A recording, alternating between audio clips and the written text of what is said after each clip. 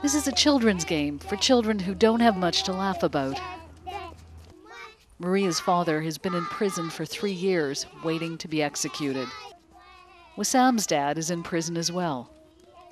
Here in Fallujah, hundreds of families have relatives imprisoned on anti-terrorism charges. Dozens of them sentenced to hang. Mohammed Abbas Farhan says 2 of his teenage sons were arrested and killed in custody in 2007. 3 years ago, his 2 other sons were given death sentences. Explosions took place in Baghdad, then the arrests started. Nahida's husband, unfortunately named Saddam Hussein, was arrested for his alleged involvement in the Foreign and Finance Ministry bombings in 2009. They tortured him, then they told me to tell him that he should sign a blank paper and they would release me. I spent 8 days in jail, but he was tortured for 4 months. Most of the children here were also jailed when their fathers were detained, and their fathers could be executed any day now. Wissam's father is serving a life sentence. He'd like to go to school, but his family doesn't have identification cards.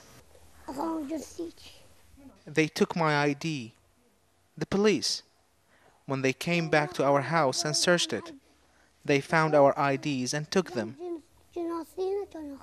The families can't get information about their relatives in prison. Even lawyers have trouble seeing them. These are the ruins of the Justice Ministry. It was bombed in 2009. The government says it's still fighting a war against terrorism. In bombings like this, there's very little evidence gathered or available. So most convictions rely on confessions. And according to human rights groups, many of those confessions are based on torture. This sign says this man was executed in the Qadamiyya prison, one of 26 hanged last August. In a secret phone call from death row, one prisoner tells us guards offered to release him for $100,000. He didn't have the money. They used electricity, beaten us with plastic hoses, beaten us with cables. They threatened us with other things, like raping our families and things I can't even mention. They put electricity on my tongue and my genitals. They kept on torturing us until we signed certain papers, and we didn't even know what was written on them. The Interior Ministry denies systematic torture.